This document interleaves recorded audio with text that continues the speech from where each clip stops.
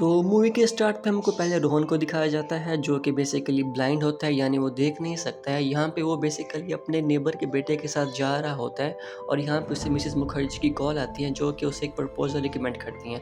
लेकिन चूंकि रोहन एक ब्लाइंड पर्सन होता है तो वो शादी करने से बहुत रेजिस्ट कर रहा होता है, लेकिन फिर भी मिसेस मुखर्जी के बहुत ज़्यादा इंसिस्ट करने पर वो उस लड़की से मिलने के लिए तैयार हो जाता है। तो शाम को वो अपने दोस्त के साथ रेस्टोरेंट में उस लड़की को मिलने आता है और उस लड़की का नाम सुप्रिया होता है और सुप्रिया भी रोहन की तरह ब्लाइंड होती है और यहाँ मिसेस मुखर्जी भी आई होती हैं।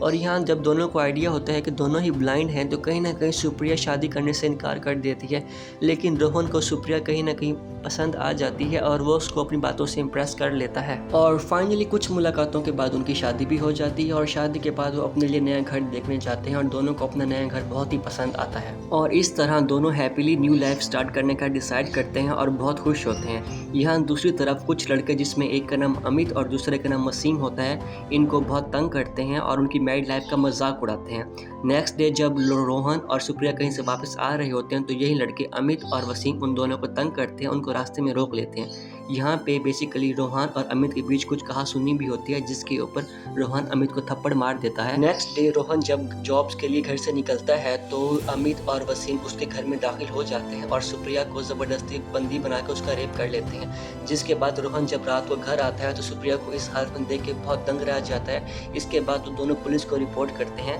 यहाँ पे इंस्पेक्टर सुप्रिया का मेडिकल करवाने को बोलते हैं, जिसके बाद ये दोनों जब मेडिकल करवाने जाते हैं तो वहाँ पे डॉक्टर जो कि पहले से ही अमित से मिला होता है मेडिकल करने में इतनी डिले कर देता है कि सारे एविडेंस रिमूव हो जाते हैं। जिसके बाद ये पुलिस इंस्पेक्टर उन दोनों को ही टॉर्चर करते हैं और उन्हीं को इन्हीं का जिम्मेदार मानता है।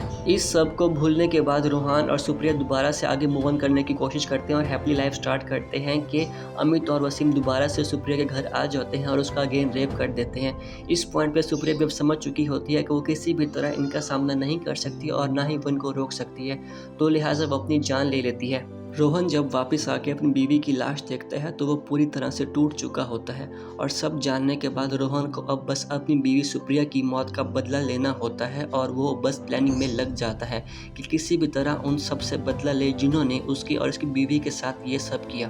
फिर वही लड़का अमित अपने दोस्त वसीम के साथ क्लब में जाता है जहाँ रोहन भी आ चुका होता है और वो दोनों की बातें गौर से सुनता है क्योंकि रोहन बेसिकली एक डबिंग आर्टिस्ट भी होता है।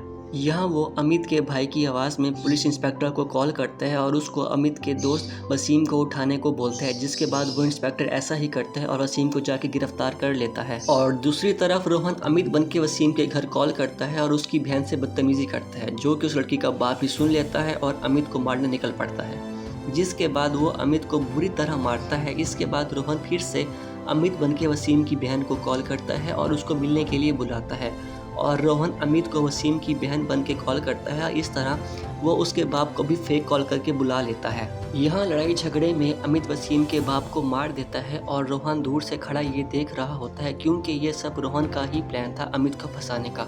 अमित का भाई जो कि सीएम होता है पुलिस को ऑर्डर करता है कि अमित को छोड़ दें।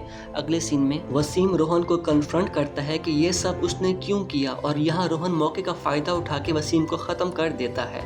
रोहन फिर से अमित को फेक कॉल करके बुलाता है और अमित के आने से पहले ही वो अपनी सारी तैयारी मुकम्मल कर लेता है। इतने में वहाँ अमित भी आ जाता है और दोनों में यहाँ बहुत फाइट होती है।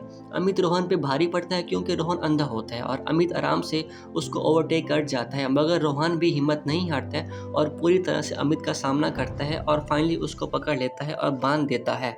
और यहाँ वो उसके भाई को भी बुला लेता है। यहाँ वो सिलेंडर को गेट से बांध देता है और नीचे सारा केरोसिन डाल देता है, जिससे वो केरोसिन अमित के ऊपर भी गिर जाता है और जैसे ही उसका भाई वो गेट ओपन करता है तो वहाँ बहुत बड़ा ब्लास्ट होता है, जिसके लपेट में आके अमित भी मारा जाता है।